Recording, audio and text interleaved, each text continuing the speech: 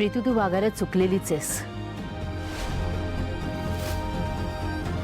तू त्याच्या थोबाडीत मारायला नकोच होतं आणि तो तुझा अधिकारही नाही.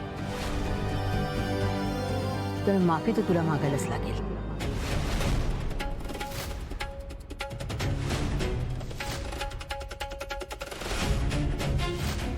आणि तू असं का केलंस तेही सांगा मला. सुलू, हा विषय आता नको. नाही काका, आज हा विषय इथेच थांबला पाहिजे.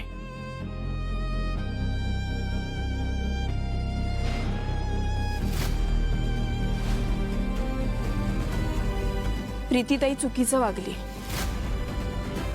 हे बघा, हा तुमच्या घरचा विषय, मी यात बोलू नाही शकत.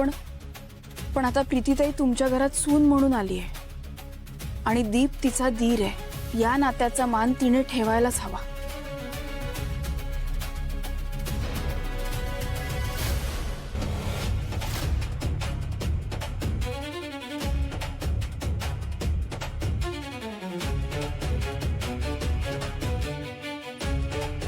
ताई, तू चुकीचं वागलीस. दीपची माफी माग. तू पडत होतीस म्हणून त्यांनी तुला धरलं आणि तरी तू त्याच्या थोबाडीत मारलीस. का केलंस तू असं? मी काय जे जाऊ दे आता, ते सगळं परत तो विषय काढू नको आता. दीप, माझा हा हट्ट समज किंवा वेडेपणा समज, पण आता हा विषय संपायलाच हवा. आत्या, तू आता मध्ये बोलू नकोस एकही शब्द. शांत राहा. बोल प्रीती. आम्ही सगळं थांबलो ऐकायला. का मारलंस तू त्याला? काय बोलू मी आता? मला माहितीये माझं चुकलंय. मी काय करू? दीपला बघितलं ना की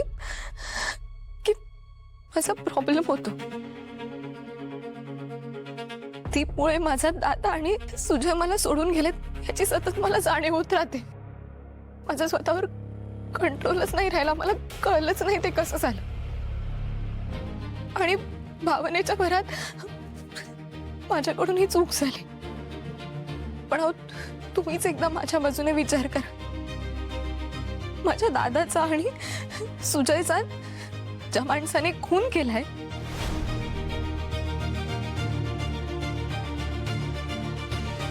माझ्या हातून माणूस केलाय. मी गुन्हेगार आहे, मला शिक्षा व्हायला हवी. मला दादा, तुझ्यावर आरोप येणार नाही याची जबाबदारी माझी आहे. खून त्याने नाही केलाय.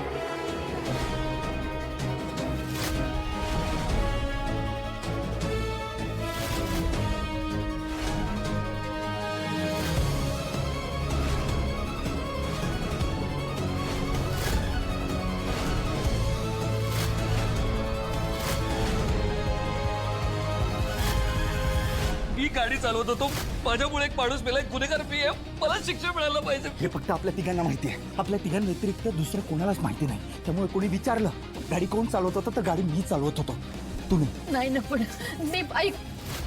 तुला माझी शपथ आहे, माझी शपथ आहे. दादा, त्याची काही गरज नाहीये. मला ओके, तिने माझ्याशी असं वागलेलं. तुम्ही प्लीज तिला काही बोलू नका.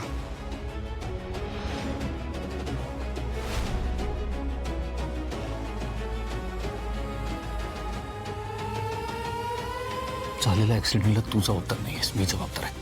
त्यामुळे गुन्हेगार नसतानाही तिने तुला मारलं, यासाठी तिला तुझी माफी मागावी लागेल. ती आज मी तुझं ऐकणार नाही. आणि आज जर तू मध्ये आलास ना तर सगळ्यांना खरं खरं सांगेन. गप्प बस. तुम्हा सगळ्यांचं बोलून झालं असेल तर मी थोडं बोलू का? नाही, तुम्ही प्रीतीच्या चुकीबद्दल बोलता आणि तिची चूक काय? तर तिने ज्याच्यामुळे तिच्या जवळच्या माणसांचा अपघात झाला त्याच्या थोबाडीत मारली.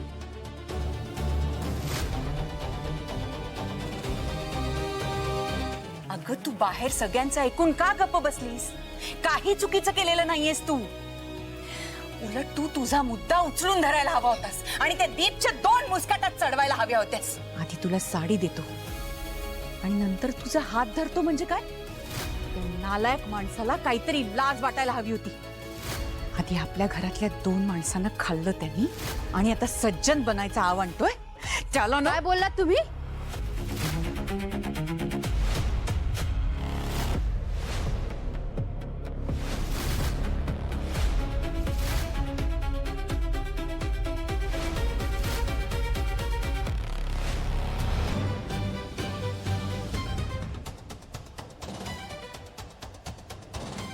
तुमच्या जिभेला काही हाड? तुमची हिम्मत कशी झाली असं बोलायची? त्याच्याच घरात उभे राहिलाय आणि त्याच्याबद्दलच बोलताय? लाज कशी वाटत नाही हो तुम्हाला? आणि प्रीती, तू काहीच बोलत नाहीयेस ते एवढं बोलतायत तर? का तुलाही तेच वाटतंय जे ह्यांना वाटतंय?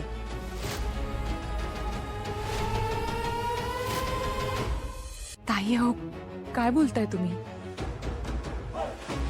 नाही, मी आपली नवीन आहे या घरात. आपलं असं कोणी नाही. आज सकाळी जे घडलं त्याबद्दल बोलावंसं वाटलं म्हणून मी माझ्या भावना व्यक्त केल्या. हो, बाकी काही नाही. आणि बरोबर आहे तुमचं, मान्य आहे मला, हे त्याचंच घर आहे. पण मग माझं घर कोणी उद्ध्वस्त केलं सांगा ना? त्यानीच ना? नाही, म्हणून माझी काही तक्रार किंवा भांडण वगैरे करायचं नाहीये मला. जे झालं ते माझं नशीब होतं म्हणून मान्य केलंय मी आणि जगते आता कशी बशी.